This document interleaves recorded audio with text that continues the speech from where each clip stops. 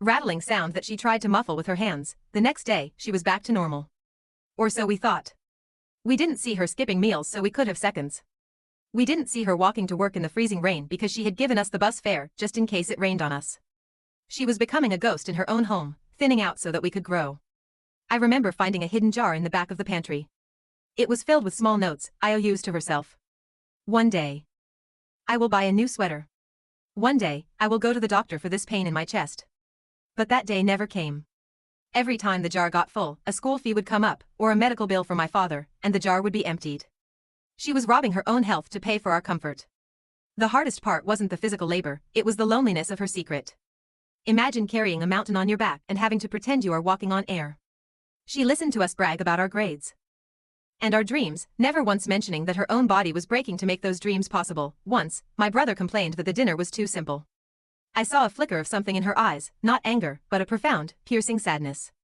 She just bowed her head and said, "I'll try harder tomorrow, son." She had worked 12 hours, walked 3 miles, and hadn't eaten since breakfast. And she apologized to us. That is the tragedy of a silent mother. Her love is so absolute that we begin to take it for granted, like the very air we breathe. There is a point where the human body can no longer keep the secrets the heart demands it to carry. For my mother, that point came during my final year of university. We were so close to the finish line, I was about to graduate, and my brother had just landed his first internship.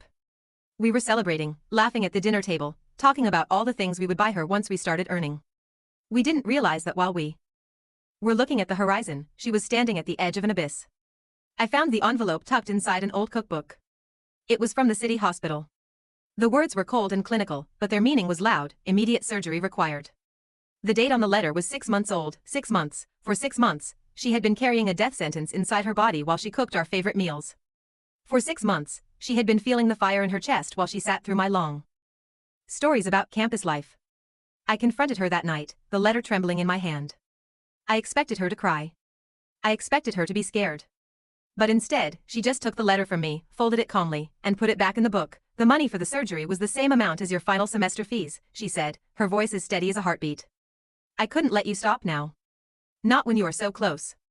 I screamed at her. I told her that a degree meant nothing if she wasn't there to see it. But she just looked at me with a look of such profound peace that it silenced my anger. "A mother's life is not measured in years," she whispered. "It is measured in the lives she leaves behind. If you graduate, I live forever."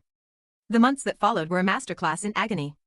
She began to lose weight because of a new diet. She wore more makeup to hide the grayness of her skin. She became even more cheerful, even more active, pushing her body past its breaking point so we wouldn't suspect the truth. She would spend her nights in the bathroom, the tap running full blast so we wouldn't hear her gasping for air. She was fading before our eyes, but she had convinced us it was just the joy of seeing us succeed. We wanted to believe her so badly that we ignored the obvious. We were accomplices in her silence because the truth was too heavy for us to carry. The day of my graduation arrived. It was a bright, golden afternoon. I looked for her in the crowd.